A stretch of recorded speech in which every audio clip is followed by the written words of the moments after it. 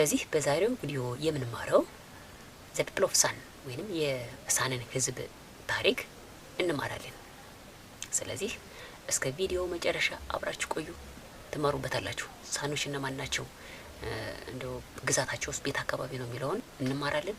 አብራችሁ ቆዩ። Before the San were driven out of their land by the European settlers, the San lived in parts of present-day Angola and Namibia.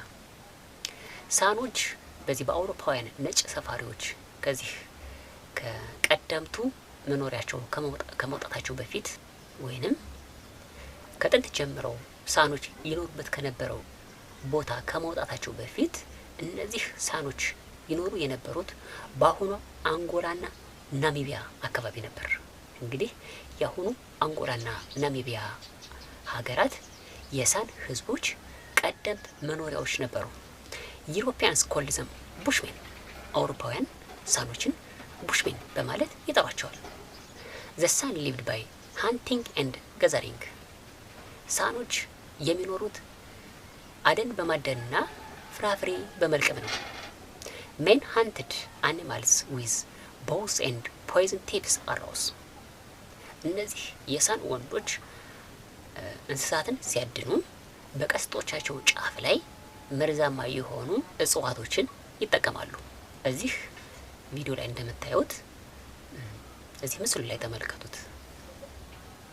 ይህ የሳኖች የአደን ባህል ነበር።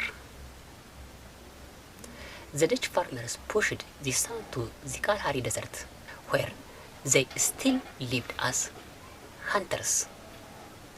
ልክ እንደ ቆሂ ህዝቦች ሁሉ ሳኖችንም የደች ነጭ ሰፋሪዎች ወደ ካላሃሪ በረሃ ገፍተዋቸዋል። በዚህም ሳኖች እስካሁን ድረስ የሚተዳደሩት በአደን ነው። The San have yellowish brown skin and tightly coiled black hair. ሳኖችን እንዲሁ አካላዊ ገጽታቸውን ስንመለከታቸው የቆዳ ቀለማቸው ቢጫማ የሆነ ከለር ነው። ይሄ ነሐስ አይነት ከለር ነው ያላቸው። ከዚህ በተጨማሪ ጸጉራቸው ጥቅልል ያለና እርስ በርሱ እጅግ የተያያዘ ነው። ይሄው ከዚህ ከምስሉ ላይ ተመልከቱት። እነዚህ የሳን ህዝቦች ናቸው። The San speak Khoisan languages which are characterized by clicking sounds.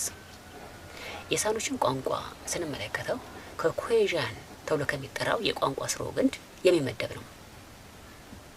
አጠቃላይ የቋንቋቸውን ገጽታ ስንመለከተው የመቃጨል አይነት ነገር ይታይበታል።